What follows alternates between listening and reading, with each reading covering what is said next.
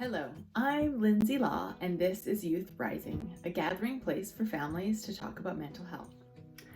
Hey guys, so I just want to sneak into my video here and talk a little bit about terminology. In the last two videos, I'm talking a little bit about the brain, and I've really simplified it because the brain is a complex structure, as we all know.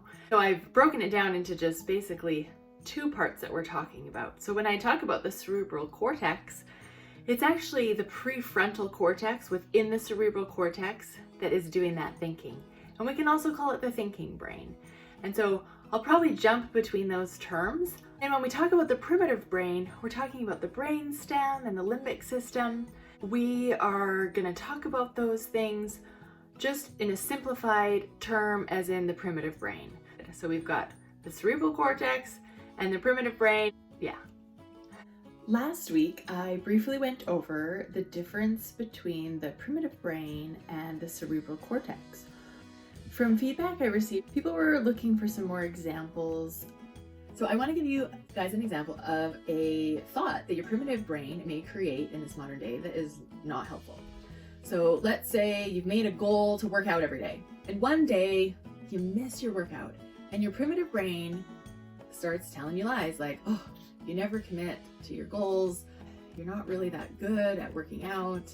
And if we're aware that these thoughts are coming from our primitive brain, we can intercept them with our cerebral cortex and say, actually, I just missed today, and that's okay, because I'm human, and I'm gonna keep going tomorrow.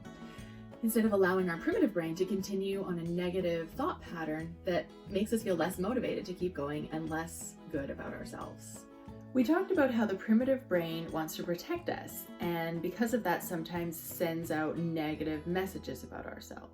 Our brain wants to be efficient and use as little energy as possible. When it comes to doing things that are hard or things that take a little bit more physical exertion, our brain tends to try and talk us out of it. Back to the working out example, if we had planned to work out that day, our brain may send messages like, yeah, you're too tired.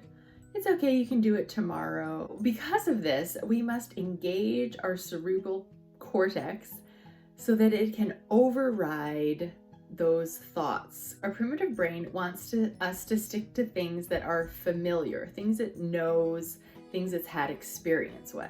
Well, let's say you want to try something new, like start a YouTube channel. Your primitive brain is going to say things to you like, oh, that's too hard. You don't really know anything about that. We need our cerebral cortex to really get involved and send encouraging thoughts that will help us to try new things. These functions were extremely helpful in our caveman days, but a little less so in our modern life. It's really important for us to be aware of our thoughts. We're going to talk about one of those things today. Okay guys, today we are going to talk about what is the difference between a thought and a circumstance. Does anyone know what a circumstance is? A situation or a thought change. Yeah, so a situation is another word, but circumstances often are things we cannot change. Today we're going to talk about a circumstance as being something that you can prove in the court of law or something that everyone agrees on. So what is a thought? Do you guys know what a thought is? Thought. It's something you think. It's something you think. Think about your circumstance. I'm going to say some statements, and I want you guys to let me know if you think the statement is a thought or a circumstance. I don't have enough time to be with my friends. Circumstance. Thought. So yeah, that is a thought, and the circumstance might be, right now I see my friends once a week, and that is the circumstance. I live in Canada. That's a circumstance. That's right. That's something that everyone could agree on. I'm not good at gymnastics. Thought. From your list. Definitely circumstance. It's not a circumstance. It's definitely a thought.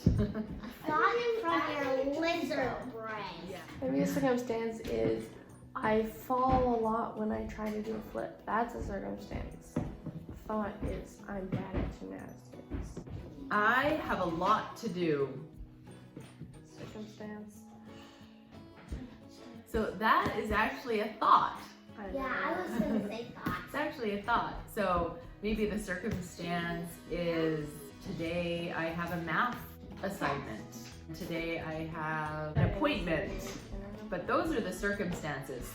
The thought is I have a lot to do. I have 3 siblings. Circumstance. I'm doing the best I can. Thought. That's right. That is definitely a thought.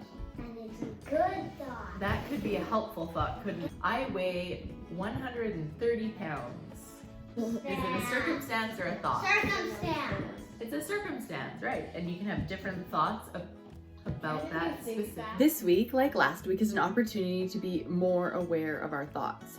So what I want you to do is notice the thoughts coming into your head and decide if it is a thought you are thinking or actually a circumstance. The big question is, who cares? Who cares if it's a thought or a circumstance? Why does that help me? Well, the reason it helps you is because sometimes the thoughts we think, we have decided are circumstances in our life that cannot be changed. And when we're able to differentiate between a thought and a circumstance, then we can notice that some of the thoughts that we're having are not circumstances, and therefore it is possible to change our thoughts and to change what is a result of those thoughts. I really like to write my thoughts down because it helps me to really be clear about what I am thinking. Have fun and happy thinking. Hey guys, I hope you found that video helpful. And please like, share, subscribe, and let me know in the comments if there's anything else you want me to talk about.